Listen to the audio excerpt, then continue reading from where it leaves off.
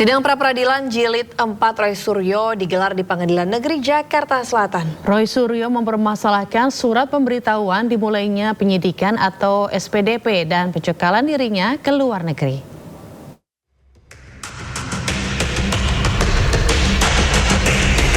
Sidang pra-peradilan Roy Suryo sudah memasuki jilid keempat. Dalam sidang kali ini, kuasa hukum Roy Suryo, Refli Harun, mengungkit surat pemberitahuan dimulainya penyidikan atau SPDP pada tanggal 15 Januari dan 30 Maret 2026. Refli menyebut SPDP tersebut tidak pernah diterima Roy Suryo. Menurut Refli, pihak termohon yakni Polda Metro Jaya hanya mendasarkan proses penyidikan pada SPDP 14 Juli 2025. SPDP itu tidak disampaikan kepada kita, yaitu SPDP tanggal 15 Januari dan 30 Maret 2026. Ya. Mereka hanya mendasarkan diri pada SPDP pada tanggal 14 Juli 2025. Mereka mengatakan bahwa SPDP 15 Januari dan SPDP 30 Maret itu hanya soal perubahan administratif, bukan yang sifatnya substantif. Padahal kita melihat perubahan yang substantif. Kenapa perubahan substantif? Karena dalam SPDP tersebut, terutama SPDP terakhir tanggal 30 Maret, itu mengandung perubahan-perubahan pasal yang disangkakan.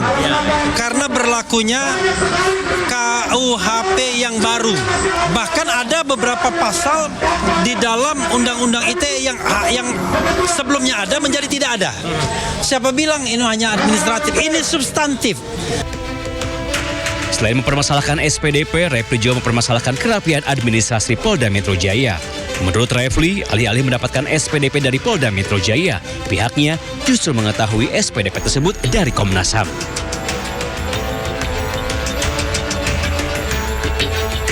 Dalam sidang pra-peradilan jilid keempat kali ini, Roy Suryo menggugat Polda Metro Jaya terkait sah atau tidaknya pencekalan dirinya ke luar negeri. Roy sendiri masih berstatus sebagai tersangka dalam kasus fitnah ijazah Jokowi. Tim Liputan iNews melaporkan. Pengadilan Negeri Jakarta Selatan menggelar sidang lanjutan pra-peradilan yang diajukan oleh Dr. Tifauzia Tiasuma. Kejaksaan selaku pihak termohon menghadirkan ahli pidana Hendri Jayadi. Pengadilan Negeri Jakarta Selatan kembali menggelar sidang lanjutan gugatan pra-peradilan yang diajukan oleh Tifauzia Tiasuma atau Dr. Tifa. Agenda sidang hari ini merupakan pembuktian dari pihak termohon, yakni pihak kejaksaan. Dalam sidang, pihak kejaksaan menghadirkan Hendri Jayadi selaku ahli pidana. Hendri berpendapat jaksa penuntut umum boleh melakukan koreksi atas surat dakwaan dan melimpahkannya kembali ke pengadilan negeri. Menurut Hendri, dalam ketentuan undang-undang, pihak jaksa diberi kesempatan 1 kali untuk melimpahkannya kembali.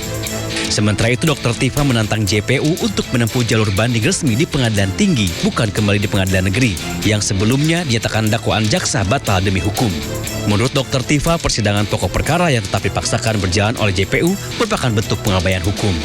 Kita sangat ingin agar pengadilan apapun yang terjadi, ya, itu mengikuti dan menjalankan proses of law, ya. Nah, sekarang ini dengan amar putusan yang sudah ada, itu jelas JPU itu melakukan pengabaian atau melakukan pembelotan hukum. Nah, oleh karena itu maka kami melakukan pra-peradilan ini untuk meluruskannya lagi.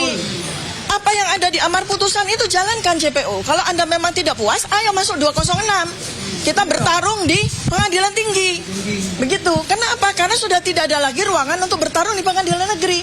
Karena hakim pengadilan negeri sudah memutuskan untuk menolak surat dakwaan dan menyuruh mengembalikan seluruh berkas perkara. Jadi sudah nggak ada lagi kesempatan untuk dilakukan di situ. Oleh karena itu maka sekali lagi inilah perjuangan kami, bukan untuk menunda-nunda. Ngapain menunda-nunda? Sudah dari awal saya siap sidang kok, ya kan? Sekarang kemudian setelah 4 kali bersidang di PN Jaktim hakim menyatakan kalau mau banding, kalau mau jalan lanjut perbaiki banding. Oh ya, ayo mari kita banding. Tinggal kasih saja saya alamatnya di mana itu pengadilan tinggi. Saya akan ke sana tepat waktu insya Allah. Sebelumnya, Dr. Tifa mengajukan pra-peradilan untuk mengugat sah atau tidaknya penghentian penuntutan dalam perkara yang menjeratnya. Dari Jakarta, Juan Arda Guardiola, Leman iNews melaporkan. DPR RI dan pemerintah telah memfinalisasi status dan jumlah guru P3K untuk menjadi PNS. Menurut Menteri Keuangan Purbaya Yudisadewa memastikan pengangkatan status guru pegawai pemerintah dengan perjanjian kerja tidak akan membahayakan kondisi fiskal untuk tahun 2027.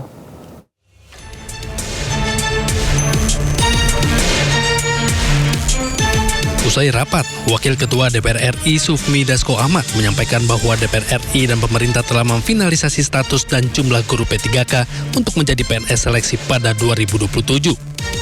Kesempatan untuk seleksi PNS bukan hanya guru sekolah biasa, tetapi juga meliputi guru madrasah hingga guru taman kanak-kanak.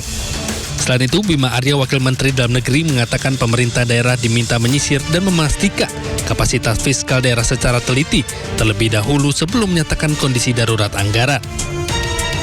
Pemerintah pusat juga menyiapkan opsi dukungan fiskal tambahan serta pengalihan status bagi tenaga tertentu, seperti guru P3K paruh waktu menjadi penuh waktu. Dan Kemendagri akan turun untuk mengawal, melakukan sosialisasi dan memastikan kepala daerah tidak lagi merekrut staf-staf baru dan semuanya disesuaikan dengan tahapan yang disepakati berdasarkan rapat pada hari ini. Sementara itu, Menteri Keuangan Purbaya Yudisadewa memastikan pengangkatan status guru pegawai pemerintah dengan perjanjian kerja tidak akan membahayakan kondisi fiskal untuk tahun 2027. Jadi berdasarkan hasil rapat tadi, kami juga sudah melakukan simulasi untuk anggaran tahun ini dan tahun-tahun berikutnya. Jadi langkah-langkah ini diambil tanpa membahayakan kondisi fiskal kita tahun 2027 yang tetap menjaga di 2,4% defisitnya. Seluruh proses penataan pegawai di daerah diwajibkan mengikuti skema serta tahapan yang telah disepakati bersama antara pemerintah, pusat, dan DPR RI. Tim Liputan iNews melaporkan.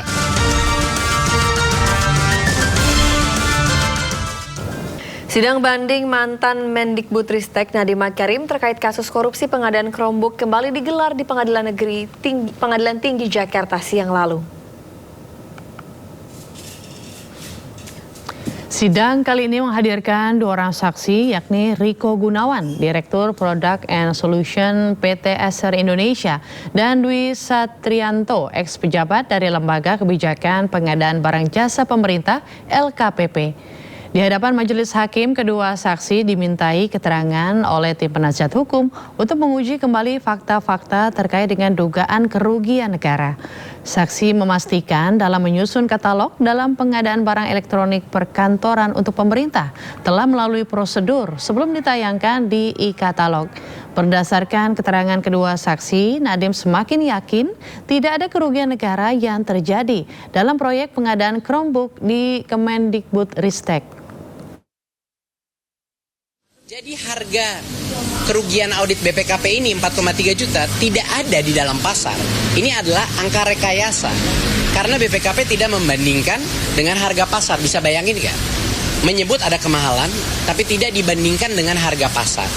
Jadi ini adalah bukti terbesar manipulasi fakta, manipulasi audit kerugian, di mana BPKP melakukan perhitungan setelah saya ditahan, dan dibuat angka yang tidak ada di